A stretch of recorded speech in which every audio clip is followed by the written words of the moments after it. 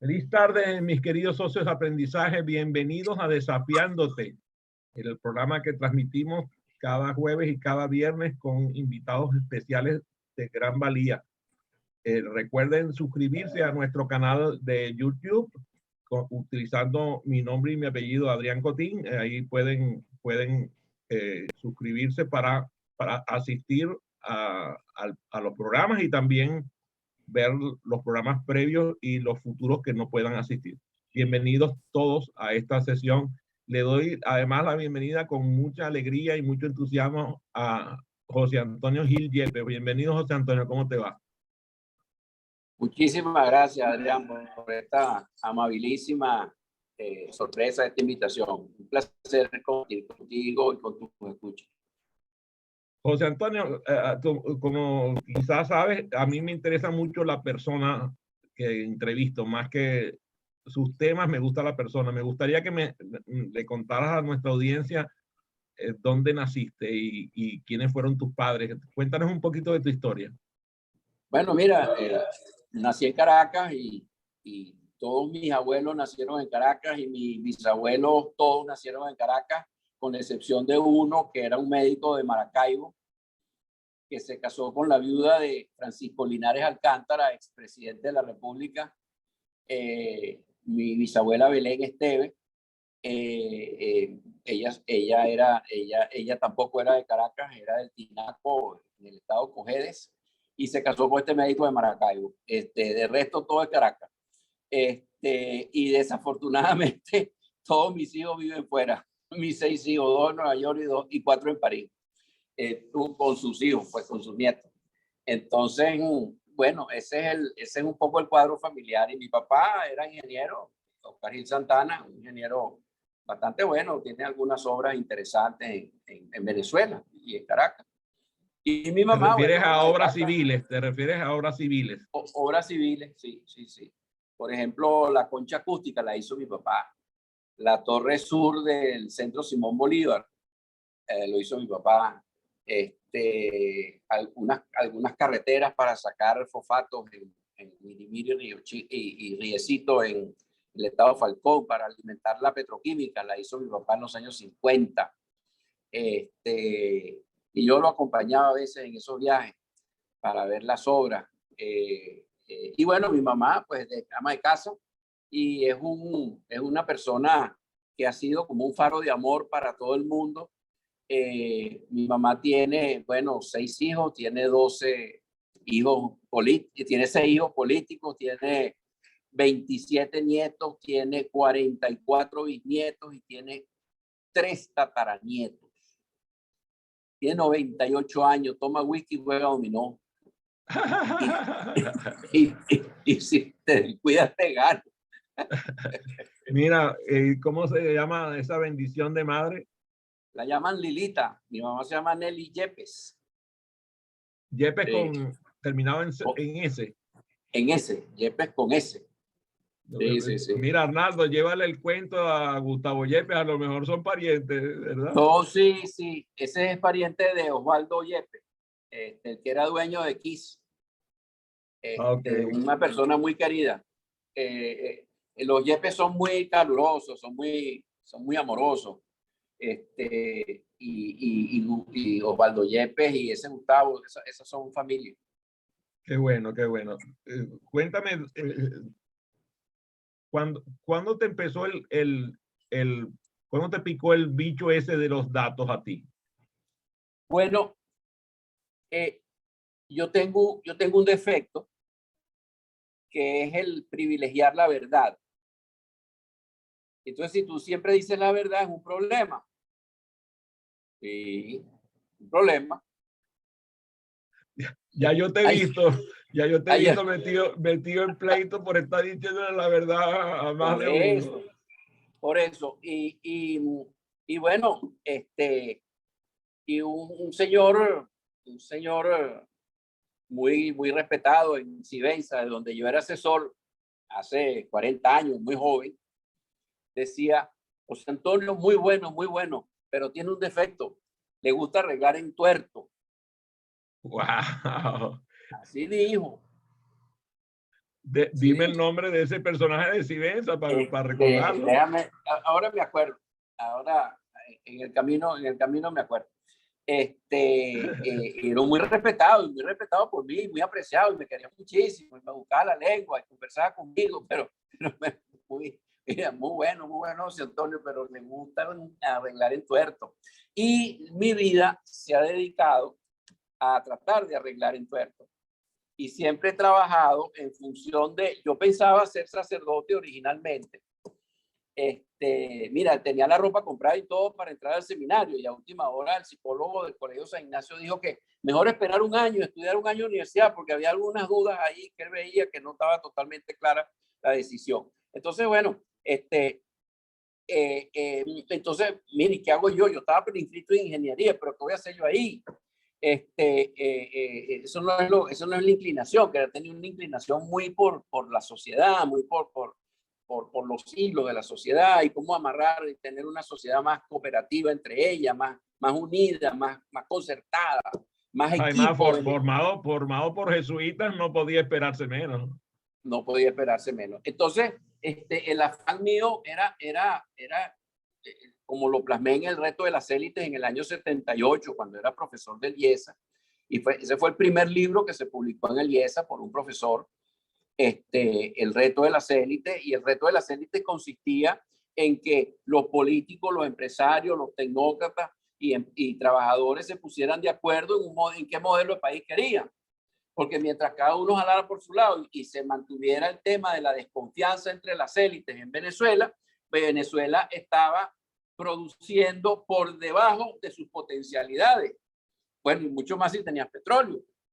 Entonces, la potencialidad, esa frustración estaba socavando el régimen, y el objetivo, dice el capítulo 7, que es el capítulo final del reto de las élites, del año 78, dice, 20 años antes de que sucediera, dice, el gran reto de todas las élites es resolver el problema de la pobreza en Venezuela. Porque en Venezuela no hay otras grandes divisiones, pues no hay unas grandes divisiones raciales, ni divisiones de como las que hay todavía en Estados Unidos, unos que vienen de origen italiano. No, y no solamente en Estados Unidos, en Argentina, en Colombia, en Perú, hay esas diferencias que no hay en Venezuela.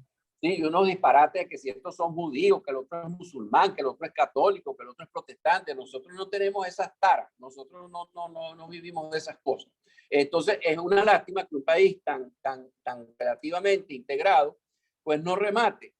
Y bueno, la vida del pacto de punto fijo, del régimen anterior, la vida se le fue luchando entre cuotas de poder, entre la élite política y la élite empresarial y la élite sindical. Ahí se le fue la vida, y frustraron con las trabas que planteaba el sector político para el crecimiento de los demás, complicando, por ejemplo, la permisología de cualquier trabajo que tú fueras a hacer en Venezuela, complicando la instalación en los primeros, antes que llegara Carlos Andrés Pérez II. Recuérdate, Adrián, en Venezuela, para tú poder montar una industria, había que pedir un permiso incluyendo a la Cámara del Sector, para ver si esa necesidad estaba satisfecha y si se producían suficientes tomates en lata en Venezuela y te estoy hablando de un ejemplo concreto porque lo viví. No tienes que convencerme, porque recuerdo con fidelidad esa. Bueno, entonces imagínate tú el absurdo en donde si alguno de estos elementos que ya estaban dentro de la categoría decía, no, aquí se produce suficiente tomate en lata, a ti no te dan permiso de producir otra marca de tomate en lata. Bueno, pues es un disparate.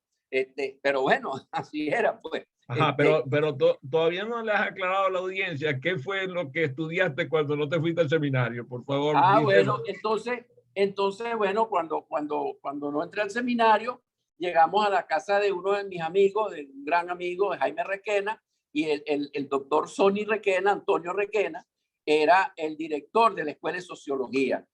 Y llegamos por ahí en la cita, y bueno, ¿cómo están, muchachos? ¿Qué están haciendo? Bueno, no, que José Antonio está viendo a ver qué es lo que estudia, porque ahora no va a entrar al seminario, sino que no sabe, pero no sabe qué estudiar porque está prescrito ingeniería, pero ahora dice que no le interesa. Y entonces dice el doctor Requena, bueno, ¿y qué vas a hacer? Bueno, le dice, ¿será que voy a estudiar filosofía en la Universidad Central? Y me dice, sí, pero esa filosofía es una filosofía que no es tomista, que es la que te van a enseñar a ti los sacerdotes en el seminario, si eventualmente entra. Esa es una filosofía neocantiana, entonces eso no te va a servir para lo otro. Entonces, bueno, entonces no sé, doctor Requena, entonces me dice, bueno, tú no dices que te interesa la sociedad, siempre estás hablando de cómo va a arreglar este país. Bueno, entonces, ¿por qué no estudias un año sociología y después ves? Y yo estudié sociología, porque el doctor Requena, fumándose un cigarro y armando un barquito que hacía modelos de barcos copiados de libros con las arquitecturas exactas de los galeones españoles y todos esos barcos antiguos. Bueno, así fue que yo decidí estudiar sociología, imagínate tú. Y cuando terminé el primer año de sociología, decidí estudiar el segundo. Ah, pero ya tenía novia. ya, y la novia estudiaba en la facultad. En la facultad de sociología. La novia estudiaba en la misma facultad. No, la novia estudiaba en la católica. Okay. No, yo estudiaba en la central. Pero lo interesante fue que entonces yo dije, bueno, al terminar el segundo año voy a estudiar, voy a graduar de sociólogo, pero voy a empezar a estudiar economía de noche. Y entonces empecé a estudiar paralelo economía y sociología. Y trabajaba por las tardes con el doctor Aristides Calvani en el IFEDEC y tenía tiempo para tener la novia. Bueno, en esa Venezuela podía hacer todo eso y más. Pero no fíjate qué interesante, fíjate qué interesante que aquí aparece el poder de la pregunta, el poder de las preguntas. Cuando tú haces la pregunta correcta, normalmente puede venirte la respuesta, la respuesta incorrecta, pero seguramente la respuesta correcta no va a aparecer de la pregunta incorrecta. De la pregunta correcta puede no salir la respuesta correcta, pero la respuesta correcta jamás va a venir de la pregunta incorrecta. Tú te hiciste la pregunta correcta acerca de lo que querías hacer con tu vida y bueno, parece que te fuiste a la respuesta que a ti te ha funcionado. Fíjate que yo me acordé ahorita que estabas hablando, me acordé que yo había utilizado como fuente tu libro para un discurso que di que se llamaba Pobre Venezuela Pobre. Fíjate qué coincidencia, qué alineación, ¿verdad? Pobre sí, Venezuela pobre, y yo hablaba de lo que era el futuro pobre de Venezuela con el mal uso de todos sus recursos y todas las cosas que acabas de citar, me vinieron todas a la mente. Fíjate que entonces ahí aparecen las preguntas, la pregunta clave. Cuando hablamos del tema del programa, hablamos de la pregunta clave para un modelo de negocio. ¿Cuál es la pregunta clave que una persona debe hacerse en la vida? ¿Cuál es la pregunta clave? Mira, para un modelo de negocio, la pregunta clave es dentro de la categoría en que estoy metido, ¿cuál es el valor, cuál es el elemento diferenciador? ¿Cuál es la diferencia que yo estoy ofreciendo al mercado, satisfaciendo dentro de la misma categoría que 3, 4, 10 competidores puedan estar? Pues, ¿cuál es la diferencia? Y es muy importante que la diferencia no es un solo rasgo. La diferencia puede ser y tiene que ser una armazón de diferentes rasgos que le den coherencia a eso que yo te estoy ofertando.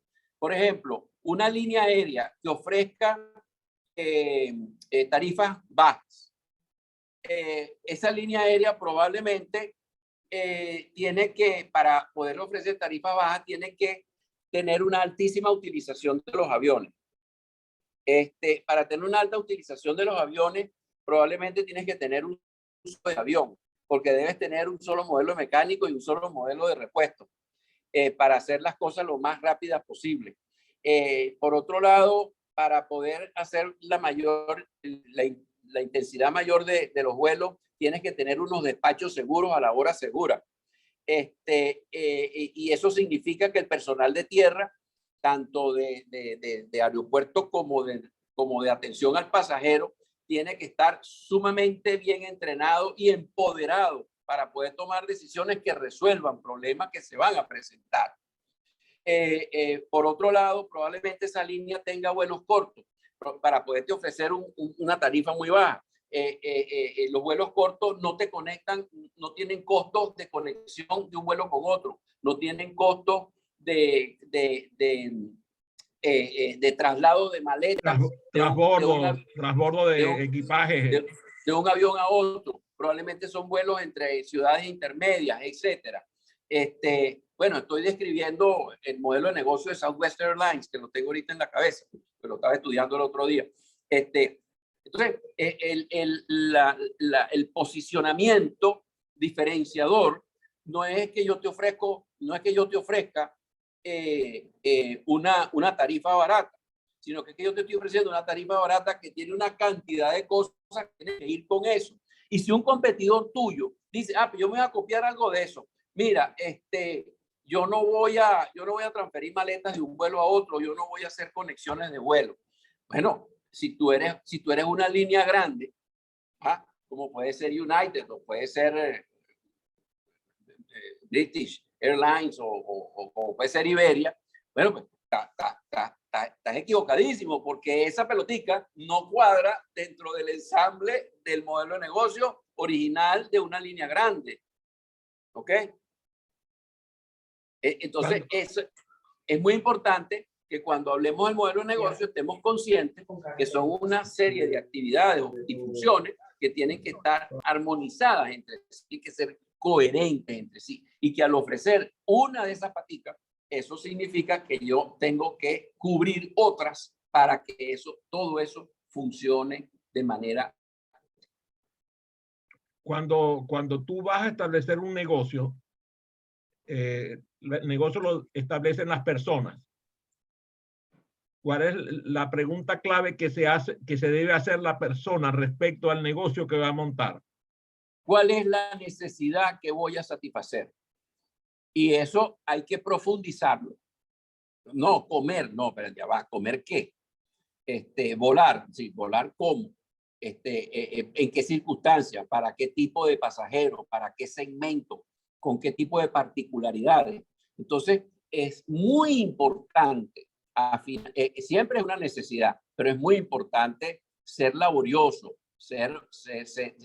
aplicarle oficio, como se dice con los cuadros. Oye, ese cuadro tiene oficio, es decir, es un cuadro que está trabajado, es una pintura, es un óleo que está trabajado. Bueno, eso hay que trabajarlo, no es simplemente, no, yo voy a ofrecer comida, no.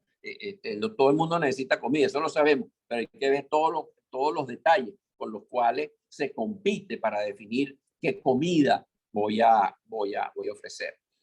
Por ejemplo, yo quiero montar un restaurante en Los Palos Grandes, en Caracas.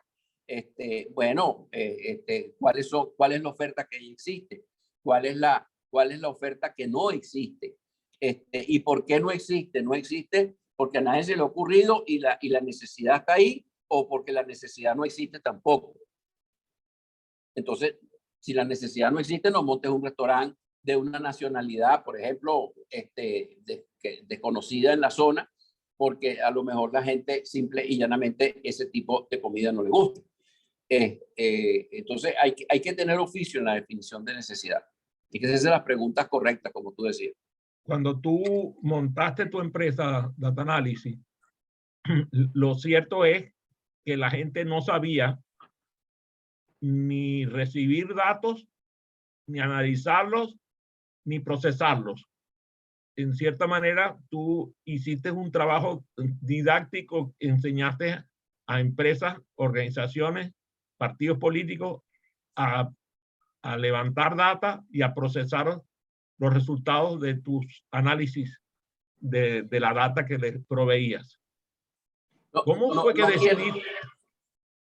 No quisiera exagerar las glorias, pero hay algo de eso, Adrián. De verdad que el mercado se ha hecho mucho más sofisticado de lo que era, y que nosotros en el proceso de sofisticación sí jugamos un papel. Data Analysis cumplió un papel en la sofisticación de la recolección del dato, la precisión del dato, la pureza en la representatividad de la muestra, la pureza, lo acertado en la construcción del cuestionario y luego, obviamente, en el procesamiento de la data y la interpretación del dato. Y con ese afán que yo tenía como fundador de Data Analysis, ese afán de contribuir a una mejor sociedad, en Data Analysis nos preciamos siempre de tener no solamente el economista, no solamente el mercadólogo, sino también tener al antropólogo, tener al psicólogo, tener al administrador, siempre tratando de tener una visión integral para ofrecer un análisis y una interpretación y estrategia que respondieran a esa globalidad que es la vida del ser humano, pues a esa complejidad que es los gustos, las tendencias conscientes e inconscientes del ser humano.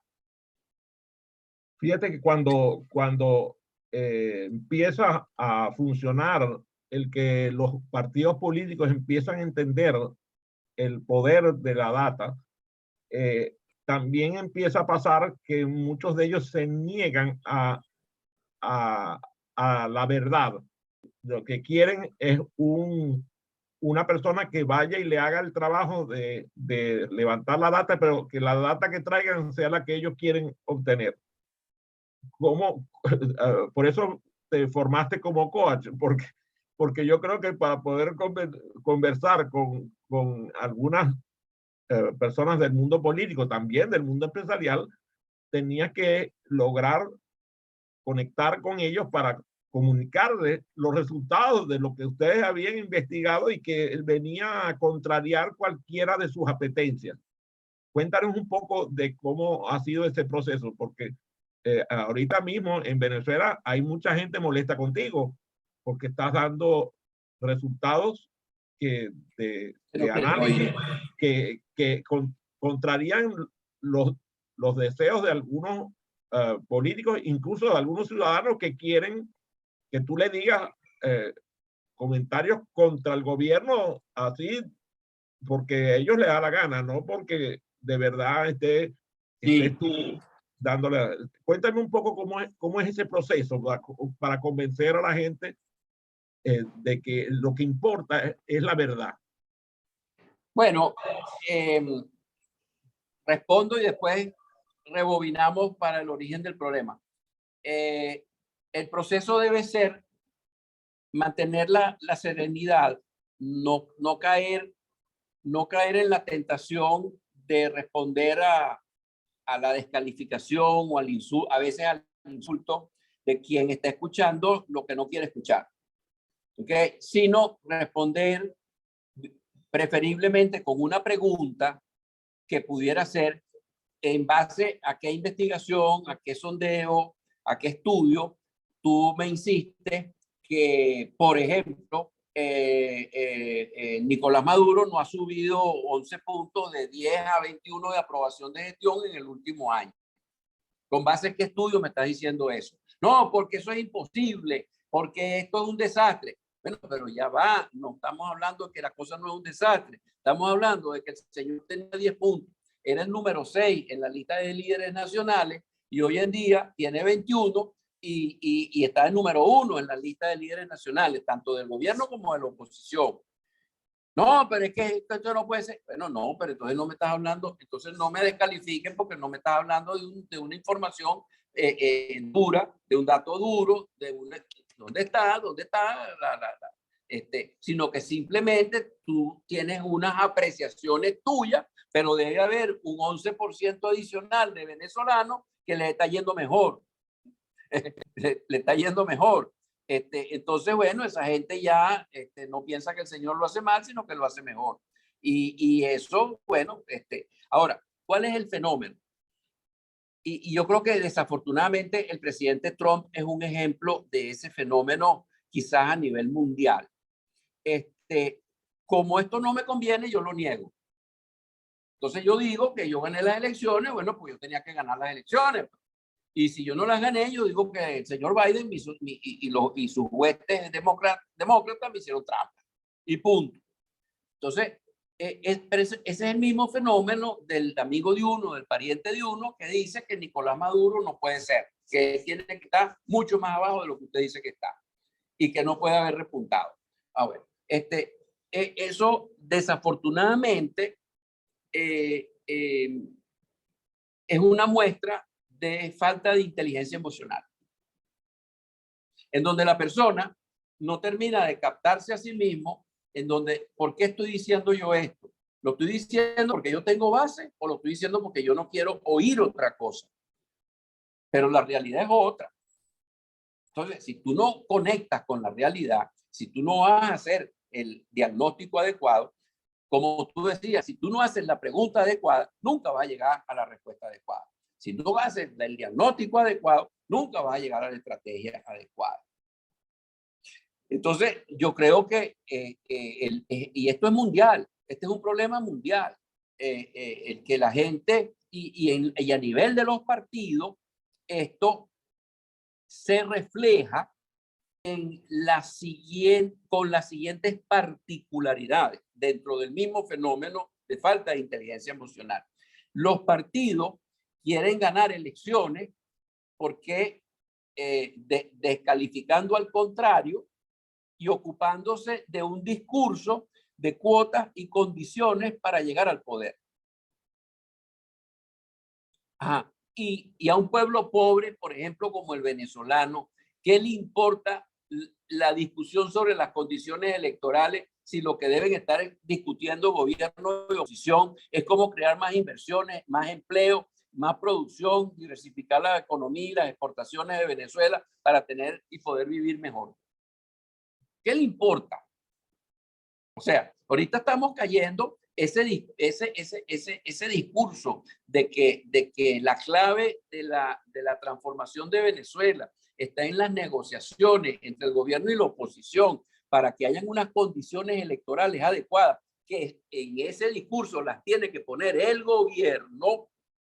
Ese discurso es un espejismo, es peligrosísimo, porque resulta que las principales condiciones electorales para que gane la oposición no las tiene que poner el gobierno, las tiene que poner la oposición. Los partidos de oposición tienen que abandonar ese discurso sistemático en contra del gobierno sin ofrecer nada, ni siquiera tienen un nombre que sea constructivo, que sea positivo. Yo te ofrezco la unidad democrática, por ejemplo. No, yo me llamo oposición a mí mismo. Eso es como que yo te ofrezca, mira, te vendo, Adrián, te vendo una no bicicleta, pero será un camello o será un carro. ¿Qué me está vendiendo? Entonces, ¿qué es oposición? Ah, no, lo contrario al otro. Ah, bueno, pero eso no vende. Y si aparecen 39 candidatos a la presidencia de la República. Entonces, imagínate tú una marca, ya que estábamos hablando de posicionamiento y estábamos hablando de modelo de negocio, ¿qué modelo de negocio me estás ofreciendo, alma de cántaro? Si la marca que me ofrece se llama oposición, lo contrario a. No, viejito, constrúyeme algo, ofréceme, y acompáñame, que es la clave para recuperar la conexión con la gente, que necesita no solamente la oposición, lo necesita también el gobierno, porque un gobierno que Chávez le dejó 40% de identificación partidista va por 12. O sea, votaron las joyas en la corona, pues. Votaron la fortuna, ¿ok? Con malas políticas económicas. Entonces, bueno, y cuando empiezan a medio acomodar la economía desde el punto de vista del gobierno de Nicolás Maduro, bueno, le empiezan a resultar los numeritos a Nicolás Maduro, y entonces ya no tiene 10 puntos, sino que tiene 21, lo cual está altísimamente correlacionado con cualquier intención de voto, eventualmente. Luego, si sigue acomodando la economía, y se llega a, qué sé yo, un crecimiento de 10% más este año, que sería posible, hagan el encaje legal y subieran el crédito bancario, y el año que viene vuelven a crecer otro 10% más con otras medidas adicionales, mira, ese señor se te monta 25, 40 puntos, más 35, 40 puntos de abstención, quedan 30 para repartir, mira, ya dio la pelea, si siguen mejorando la economía. Entonces, la oposición tiene que caer en cuenta de que eso de que tenemos que ir a México, bueno, tenemos que ir a México, aprovechen de ir a México, y el gobierno también debería ir a México para negociar lo que sea, y que el gobierno le puede ofrecer Villa y Castillo a la oposición, que el que gane o pierda la oposición no depende de eso, depende del gobierno en cuanto mejora la economía, y de la oposición en cuanto reconectan con la gente, acompañando a la gente. Bueno, y articulando y presentando un candidato, un buen candidato, haciéndole una buena campaña y defendiéndole los votos. ¿Qué fue lo que pasó en Barinas? Pues exactamente eso. Es más, mientras peor se portó el gobierno y más ventaja y más abusó el gobierno, menos votos sacó y más perdió. Porque la gente se indignó. Bueno, José Antonio, prometiste que ibas a volver al origen, que ibas a volver al origen de la conversación con respecto a los datos. Bueno, el dato es una forma de vida.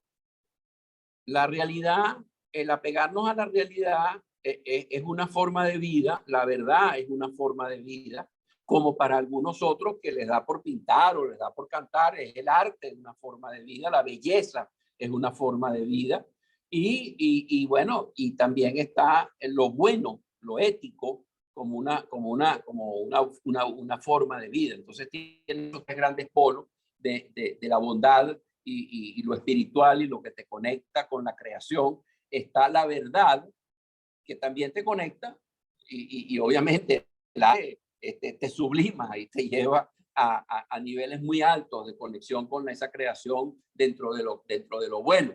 Pero tienes esos tres enfoques para manejarte en la vida. La verdad es un enfoque que privilegia el lado izquierdo del cerebro, y en eso tiene base y tiene oportunidades, pero también es un peligro porque el autoconocimiento viene, el autoconocimiento y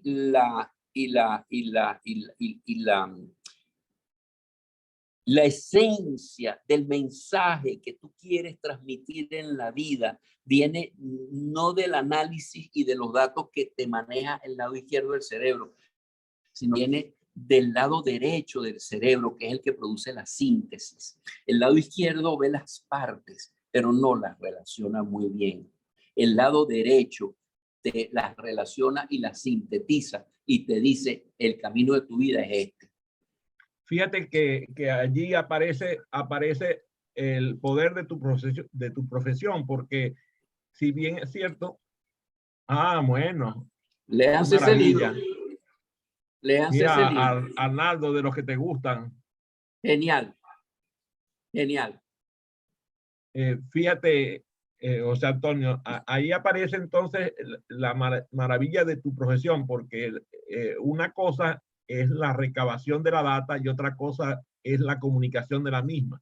Como bien estás diciendo, el dominio holístico del hemisferio derecho te permite mostrar la data de una forma que sea comprensiva, que sea comprensible, que la gente la pueda entender. Que la data por sí misma, por más que sea fehaciente, por más que sea eficiente, presentada de una forma analítica y estructurada, no permite comunicar, no permite que la gente la sienta. Lo que es interesante es comunicar la data de una forma integral, holística, que la gente pueda comprenderlo, hablar de formas sencillas, no simples, pero sencillas, presentar la complejidad de la data, pero sin la complicación de la data. Cuéntame entonces cómo ha cambiado tu forma de comunicar la data en estos tiempos.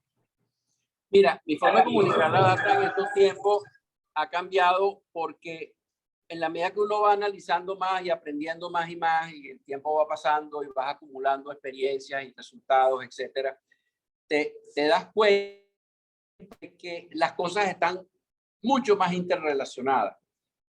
Y por otro lado, te das cuenta de cuáles son los aspectos más relevantes de una situación. En este momento, por ejemplo, dentro de la vida económica de Venezuela, lo más importante que está ocurriendo es la diversificación de exportaciones. Cierto.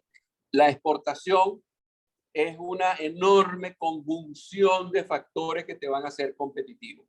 Yo entiendo que estamos exportando en rubros que habían simplemente llegado a cero a niveles de exportación y que ahora se han iniciado. ¿Es así? Es correcto. Y nosotros creamos una nueva encuesta que se llama encuesta multisectorial empresarial de escenarios data análisis, que entrevista empresas, no entrevista personas, no es opinión pública, es opinión de empresas, y pulsa su situación. Y allí introdujimos preguntas como, ¿cuál es la posición de su empresa con respecto a la exportación? ¿Exporta permanentemente? ¿Exporta ocasionalmente? ¿No exporta, pero lo está considerando, lo está estudiando? ¿Pudiera exportar?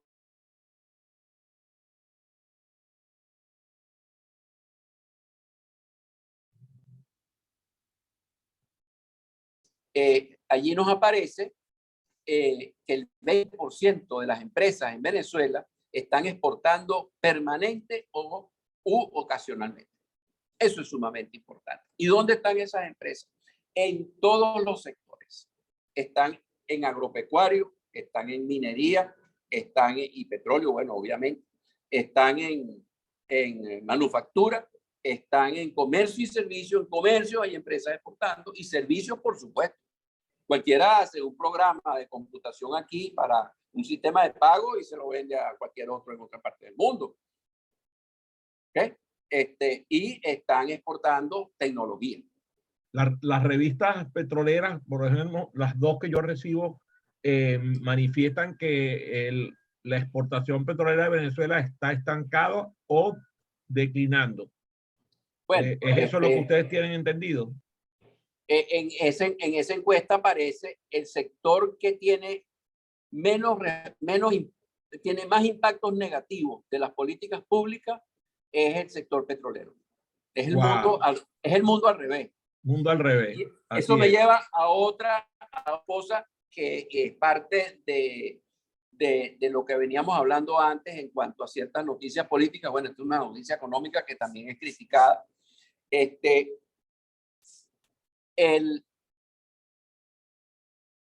Todos los sectores de la economía venezolana, menos el petrolero, reportan un crecimiento en los últimos 12 meses. Y el crecimiento que esperan en los próximos 12 meses es todavía mayor. El promedio de crecimiento de todos esos sectores en los últimos 12 meses es 24% de su actividad. Wow. En ventas en volumen, medida ventas en volumen, 24% promedio. El que más ha crecido es el manufacturero. Eso tiene dos versiones. Pues. Bueno, es el que se ha arriesgado más o es el que estaba peor. Yo creo que tiene el parte. Yo creo que van de las dos bandas, va por las dos bandas. Y el crecimiento esperado es de un 30% más. ¿Y las importaciones? Ojo, pero entonces déjame rematar la idea, que es otra de las críticas gratuitas e inmerecidas e innecesarias que uno recibe. Entonces, quiere decir que en Venezuela no hay una burbuja, que los que tratan de descalificar la recuperación económica que ha habido en Venezuela, quiere decir que eso no es una burbuja. Entonces resulta que no es que, no, que hay unos bodegones y eso se ve mucho, pero eso es pura bobería. Este gobierno no ha hecho nada, aquí seguimos mal como siempre. Pero eso no es verdad. Eso no es verdad, porque todos los sectores reportan crecimiento. La burbuja es al revés. No es el bodegón que parece que creciste y tú dices que no crecimos. No, la burbuja al revés. La burbuja es negativa y es una sola. Es el sector petrolero, que el gobierno no termina de buscar la manera de ir a negociar en México para flexibilizar las sanciones, ofreciéndole villas y castillos a la oposición. Por eso no va a ganar ni a perder la oposición, ni va a ganar ni perder el gobierno, que lo que tiene que hacer es recuperar la economía, porque eso es lo que le está dando resultados en una mejora en la identificación partidista y en la evaluación de la gestión de Nicolás Maduro, que es el gran predictor de los votos eventuales en una elección presidencial. Entonces, para con esas condiciones electorales, flexibilizar la sanción, que es el cuadro que se ha hecho en los Estados Unidos, que yo creo que es un espejismo. Yo creo que es un espejismo y se la está poniendo de bombita al gobierno. El gobierno que no reconoce a Nicolás Maduro se la está poniendo de bombita al decir que bueno, que vamos a México, dale condiciones electorales a la oposición, que significará no ponga los puntos rojos, no le inhabilites a los candidatos, no se los ponga presos, etcétera, etcétera, etcétera. Y no abuses de la propaganda del gobierno y no use los autobuses de PDVSA para estar transportando a los marchistas en la época electoral. Chévere, dale todo y dale más. Por eso la oposición no se va ni a recuperar ni a empeorar. La oposición tiene que recuperarse ella misma y las condiciones electorales tiene que poner ella misma, como las puso en Barinas, y eso es lo que demuestra. Ahora, los Estados Unidos quieren flexibilidad de las sanciones a cuenta que el gobierno no ponga los puntos rojos. Bueno, chévere para el gobierno. Dale pues, flexibilizar las sanciones y vamos a producir más petróleo. Más claro, plata, lo que pasa es que muchas personas que forman parte del gobierno creen que con eso están dando signos de debilidad y por eso no toman las decisiones correctas. Es correcto, y por eso es que Nicolás Maduro parece una cuerda floja allí viendo entre una cosa y otra. Otra pregunta en la encuesta multisectorial empresarial de escenarios de data análisis. Mire, usted ha escuchado en su sector en que el gobierno esté devolviendo empresas expropiadas. Bueno, en el 57% de los sectores y subsectores no es el caso, porque no hay empresas expropiadas, pero en el 43% donde sí hay empresas expropiadas, el 20% de las respuestas te dice sí, tenemos empresas que han sido devueltas o están en proceso de devolución. Ahora, eso no se dice. ¿Por qué? Porque los radicales en Venezuela, dentro del gobierno, se incendian en contra de su propio gobierno. Entendido. Te hice la pregunta respecto a las importaciones. ¿Las importaciones están creciendo también? Las importaciones en Venezuela no tienden a estancarse, pero están cambiando la composición. Venezuela depende, la producción en Venezuela, por la tradición importadora, por la sobrevaluación de la moneda que hemos tenido por 100 años, tiene un sesgo importador, por lo tanto, aún la producción venezolana es una producción que tiene un componente importado importante. Claro, todo lo que es maquinaria y materia prima. Y materias primas. Entonces, está cambiando la composición de productos terminados, de productos finales, está cambiando la importación por productos bien semielaborados o materias primas y maquinaria y estas cosas. Es decir, se está mejorando la composición de las importaciones a favor de la producción y del empleo en Venezuela. Hay una nueva generación de estudiosos de la data en general, política, económica, sociológica en Venezuela. Perdón, repíteme la pregunta. Hay una generación de relevo para ti, para tu gente, para la gente que como tú hace esto de forma seria, pero que definitivamente si hubieras dedicado el mismo esfuerzo a un negocio comercial, quizás tuvieras mucha más fortuna. Hay gente que se esté dedicando en serio a este mundo del análisis de data, tanto en lo político, en lo sociológico, en lo social, en lo económico. Sí. Yo creo que sí. Yo creo que hay otras fuentes que evidentemente pues son capaces y sobre todo sí las hay, sí hay competidores serios y buenos. Y te voy a decir algo. Yo estoy sorprendidísimo por la calidad de la juventud que uno encuentra para trabajar con uno. Es una cosa impresionantemente buena. O sea, gente que ha hecho su estudio, gente que hace su trabajo, gente que quiere surgir, gente que quiere hacerlo bien, quiere que lo tomen en cuenta, quiere que le den responsabilidades, quiere trabajar más, quiere estudiar más, quiere entender otras cosas que no necesariamente son exactamente la de su la de su materia, su profesión original de licenciatura. Y además son personas, muchos de estos jóvenes son personas que tienen unas actitudes sumamente sanas en cuanto a la política. Y uno dice, con tanto mal ejemplo que ha abundado en Venezuela en estos últimos 20 y tantos años, con tanto mal ejemplo, ¿cómo es, de dónde salieron estos muchachos? ¿De dónde? Y ahí están. Casi que como generación espontánea. Entonces, bueno, tiene que ser la educación familiar, tiene que ser la educación de algunos maestros, algunos profesores, los sacerdotes que lo enseñan en los colegios, etcétera.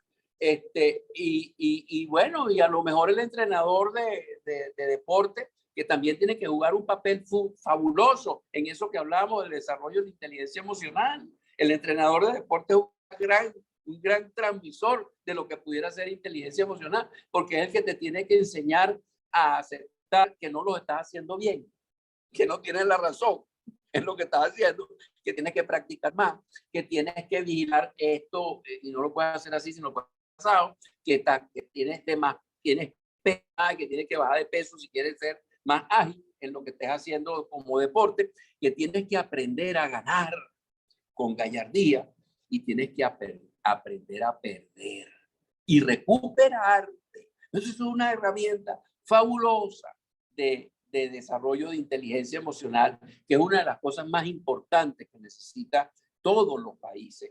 ¿Por qué? Porque el aspecto más antagónico a la inteligencia emocional en la persona es el autoritarismo. El autoritarismo es, para mí, la base, he llegado a esa síntesis, la base de los males de la sociedad. El autoritarismo destruye el equipo, destruye el virtuosismo, destruye la posibilidad de ser una excelente orquesta, que quizás es el mejor ejemplo del equilibrio que tiene que haber entre los excelentes individuos, porque todos los que tocan en una orquesta deben ser unos virtuosos, unos maestros de su instrumento, pero si no tocan acompasado por una partitura, que es el problema de Venezuela y es el problema del resto de las élites, si tú no tocas acompasado por una partitura, aquello va a ser un desastre. Y eso es lo que explica. No quiero que se me vaya a terminar el tiempo del programa sin pedirte dos aportes. Primero, me acabas de mostrar un camino bellísimo, que es el camino del deporte. Y inmediatamente por cada cosa que ibas diciendo, las competencias que los empresarios deben aprender del mundo deportivo. De verdad me encantó la metáfora que pusiste ahí, porque estoy seguro que Arnaldo, que es coautor de un libro que se llama ¿Y cómo se come eso? Que muestra competencias. ¿Y eso cómo se come? Eso cómo se come. Yo siempre, como soy disléxico, le cambio el nombre mío. Entonces, ellos muestran 12 competencias que son importantes para los empresarios de hoy. Y lo que acaba de hacer es un paseo de cómo esas competencias se aprenden en el mundo del deporte. Muy interesantemente, me gustó. Voy a tener que hacer otro nuevo programa contigo para hablar de eso.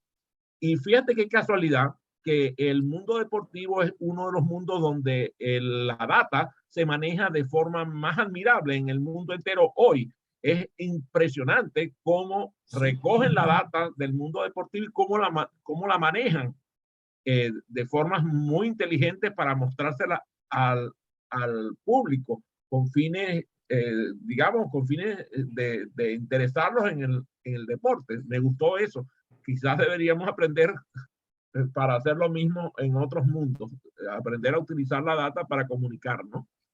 Y otra cosa que quiero que me menciones, y tú y yo lo vivimos porque ambos somos formados por jesuitas, de cómo Venezuela perdió su capacidad de liderazgo político proveniente de las escuelas, porque la mayoría de los estudiantes que eran de clase media o media alta o a clase alta no querían intervenir en política.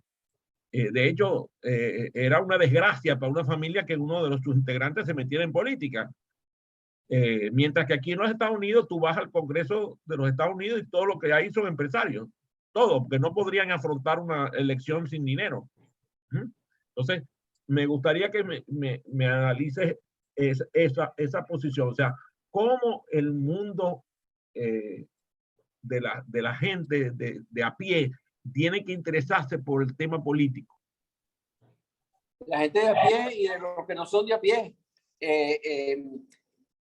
Yo explicaría la ausencia de la gente de clase media alta y de clase alta en la política, esa ausencia por esas consejas, esas malas consejas, aunque comprensibles, pero no terminaron de ser funcionales, y los resultados están a la vista, de los abuelos que le enseñaron a uno aquello de que yo soy un hombre serio, yo soy un hombre de trabajo, yo soy hombre de política.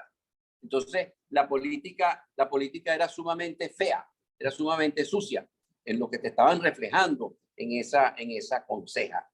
Pero a la vez creían en el dictador, sobre todo General Gómez, porque General Gómez, bueno, trajo una estabilidad y una vigencia de la seguridad y de la autoridad en el país a través de la Fuerza Armada y a través del cobro de los impuestos del país que no lo habíamos tenido por décadas o quizás nunca en la historia. ¿Ok? El general Gómez fue Luis XIV, fue el que se encargó de unificar a Venezuela y de conformar como verdaderamente. Pagó la deuda externa en su totalidad, y eso para él era motivo de orgullo. Eso era un gran orgullo, pues. Era su forma de ver las cosas. Pero Pérez Jiménez es echado de menos en muchas familias en Venezuela también. Bueno, lo cual es un error, porque nosotros no debemos ir hacia ese tipo de régimen. Y más por lo que voy a decir ahora, para explicar por qué nos decían que la política era tan sucia. ¿Por qué la política la veían tan sucia? Porque el poder de castigo del presidente de Venezuela es enorme. El poder que tienen y los políticos, el poder que han tenido los políticos o militares que han detentado el poder sobre los demás sectores y personas es infinito. Han podido hacer lo que les da la gana. Entonces, eso significa que autoritarismo. Entonces, desde el rey de España para acá, lo que ha vivido Venezuela es una enorme escuela distorsionante de las relaciones horizontales, de las relaciones de cooperación, de las relaciones de entendimiento pluralista, tolerante entre las personas, y más bien el destacar y en algunos casos el evadir, como no me meto en política porque soy un hombre serio, pero lo que le tengo es miedo, o el terminar ensalzando el que un dictador gobierne porque es el que puede poner orden. Como que si el orden fuera lo único, el único valor que pueda tener la política. No, y el ruido también, la opinión, la participación también es un valor, y que un dictador no lo va a permitir. Entonces, yo creo que la razón por la cual nosotros llegamos a esas malas consejas, que no es el caso de Colombia. El caso de Colombia, lo primero que hace una familia rica y de clase media alta es tratar de meter un hijo en el gobierno o en un partido. Y entonces tú tienes una gran cantidad de apellidos que tuvieron vigencia en la presidencia de Colombia y que entraban a la presidencia de Colombia porque venían de una compañía de seguro, de un banco o de una empresa. O de un diario. O de un diario, o de una empresa de cemento, o de una empresa de acero, etcétera, exportadores de café. Ahora como que se acabó eso. En este momento, pues, ese status quo no supo responder, pues, a las realidades y votaron por dos outsiders, muy parecido a lo que pasó con Salas Romer y Hugo Chávez, que el 96,3% de los votos en el 99, en el 98 fueron para dos outsiders.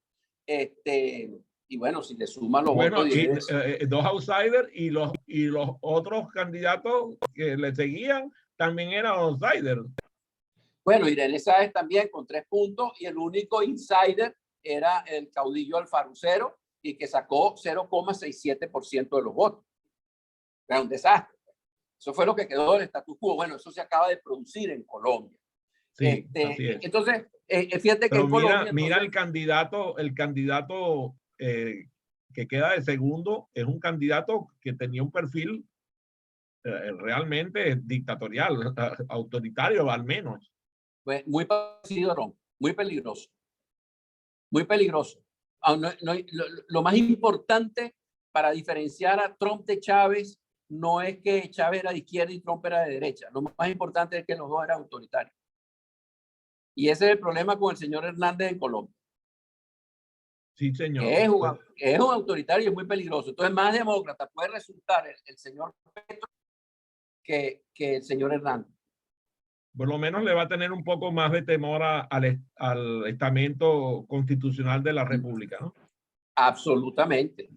Se lo tiene y lo ha demostrado y negoció con él para reincorporarse a la política. Y cuando fue alcalde de Bogotá no andaba por ahí con el dedo levantado, expropiese, ciérrese.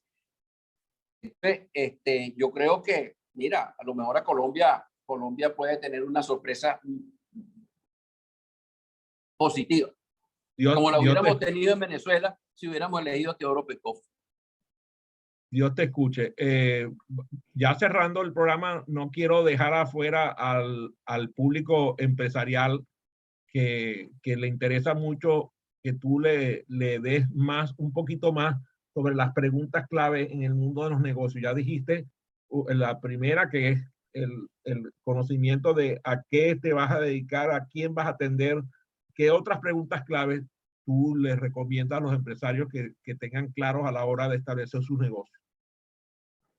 Bueno, mira, yo creo que luego está una vez identificada ese posicionamiento diferenciador que ya dijimos que no es solamente representado por una de las características fundamentales de la orientación que tú le quieras dar a tu negocio. Por ejemplo, en el caso del ejemplo que pusimos, tarifa baja en los aviones, en los vuelos de avión, que eso está relacionado con una gran cantidad de cosas. Cada una de esas actividades se convierte en un elemento de planificación y seguimiento estratégico. Entonces, cada una de esas actividades o funciones que nombramos en el ejemplo de la línea aérea, cada una de esas cosas se convierte en lo que se llama un Key Performance Indicator, un KPI. Ese es uno, tiene que estar clarísimo de que eso es lo que yo voy a estarme midiendo. ¿Cuánto tiempo tuvo el avión en tierra? Se supone que tenía que estar 20 minutos. Estuvo 19, estuvo 21, estamos bien. Estuvo 25, ya empezamos a fallar. Estuvo 18, bueno, ¿qué pasó? ¿Por qué salieron tan rápido? No, que el avión estaba lleno. Ah, bueno, mejor. Y así sucesivamente ir haciendo seguimiento. ¿Cuánto tiempo tomó la reparación de un avión que se le encontró una falla a última hora? Los repuestos estaban ahí. ¿Cuánto estoy manteniendo la posibilidad de la salida del vuelo a tiempo? Todas esas cosas tengo que irlas midiendo constantemente para ir tomando las medidas, aprovechando las cosas buenas y tomando las medidas oportunas para ir corrigiendo estas cosas. Yo creo que esa disciplina, ya pasamos de esa visión de y del cerebro derecho que me dice, este es el modelo de negocio que yo quiero. Ajá, pero entonces tengo que meter el cerebro izquierdo a que me maneje cada uno de esos Key Performance Indicators de la manera más sistemática posible. Y ahí yo creo que es en donde está la clave del éxito. Déjame aclararle a algunos que me están preguntando por el chat. Él está refiriéndose a KPI, indicadores clave de desempeño. Es la clave en español. Indicadores clave de desempeño, eso significa KPI, Key Performance Indicator. Y tiene que ver con que lo que no se mide no se mejora. Entonces, está hablando precisamente de esa importancia que tiene la medición para mejorar los resultados. Lo que no se mide no se va a mejorar jamás. por cierto. Y bueno, y lo otro es, y es muy conveniente para las culturas latinas, con sus fuertes contenidos unitarios, que la planificación sea un ejercicio permanente, obviamente, porque el seguimiento de un plan es parte del plan, pero en la planificación estratégica tiene que ser algo sumamente participativo. Si no se hace participativamente, nos perdemos una gran cantidad de información y sobre todo nos perdemos una gran cantidad de motivación que produce el haber sido tomado en cuenta y haber participado en la formulación del plan que vamos a hacer. Lo que no puede pasar, José Antonio, lo que no puede pasar es que sea una gerencia participativa, ¿no? Yo te participo, que, o sea, no, Sí, no es, estamos hablando sí. de ese tipo de participación. Estamos hablando de involucración, de meterlos, que esté metido en la jugada, que formen parte, que sean dolientes del proceso. Porque eso es lo que hace que el plan, en vez de ser el plan de ellos, de los que están allá arriba, sea el plan nuestro. En vez de ser un plan vertical, es un plan horizontal. ¿Okay? Perfecto. Bueno, magnífica. Ha sido una conversación por demás interesante. Por cierto, hoy, tal día como hoy, se ordenó sacerdote San Ignacio de Loyola y Francisco Javier, junto con Pedro, fueron los fundadores de la Compañía de Jesús, que fue la casa de estudios que nos recibió a nosotros y que nos, gracias a Dios, nos dio una educación por demás esmerada y globalizada, de avanzadas. De lujo. De lujo, así es, porque es insólito la cantidad de cosas que recibimos en ese colegio.